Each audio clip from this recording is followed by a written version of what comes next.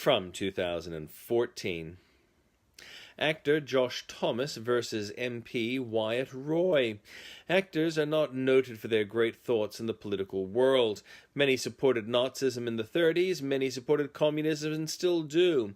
Actor Josh Thomas is not an idiot, but he is very foolish, and his rhetoric is placed in gay activism, which has a legitimate voice, but is wrong when it embraces green activism, which has nothing to do with the environment. Wyatt had posted that it was wonderful that the new immigration policy meant people did not drown, as over 1,300 had under the previous ALP policy. Josh picked up on a lie that claimed that children were being raped in detention. That has happened in the past, infamously. Rudd tore up evidence of such, involving the gang rape of a teenage Aboriginal girl in the late 80s, now called the Heiner Affair. There is no evidence or even claim that such is happening now. However, Josh may have evidence.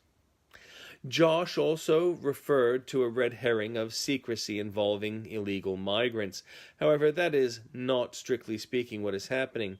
The government is not trumpeting results so as to steal from people smugglers a sales pitch. It is very effective. Detained people are not abused, but are processed according to UN rules and Australian standards, which are higher than the UN's.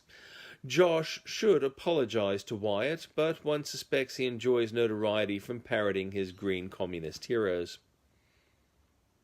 In defense of Barry Spurr, a former Chinese student of the professor has written movingly of her experience of his lectures. He has been censured by Sydney University following the theft of his private emails and their publication without explanation. He has never publicly uttered them, and the magazine that published them has some hard questions it should answer, but then so does the Ukraine over M817, and that'll never happen.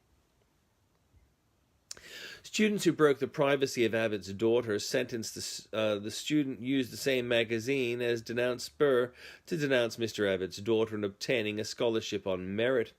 The student was supposed to be sentenced today, but that has been delayed a month. The student has apologized for their crimes. The magazine has not. Newman's defense claimed she was too immature to know that her crime was wrong. New Matilda might use the same excuse. Continuing on from 2014, Canada's Parliament. Gun battle inside Canada's Parliament as ISIS further attempts to bring terror to the West and a forced change of lifestyle. It is reminiscent of other opportunist attacks. The suicidal aspect is probably supposed to raise it in the public consciousness, but it looks badly planned instead. Good people are dying, and each attack lessens the value of ISIS terrorists everywhere. Mr Abbott declared Mr Harper was like a brother, and the Australian Parliament would stand shoulder to shoulder with Canada's Parliament. Many fair people feel Whitlam lost government through gross incompetence. Rudd blames a massive conservative fuselage. An 18-year-old schoolgirl says she has studied the issue and appreciated Whitlam giving women the vote. It is probably fair to say that Whitlam went too far in the public mind when he tried to make a horse senator and then ate the fetus of his love child as he ripped from his sister's dead body.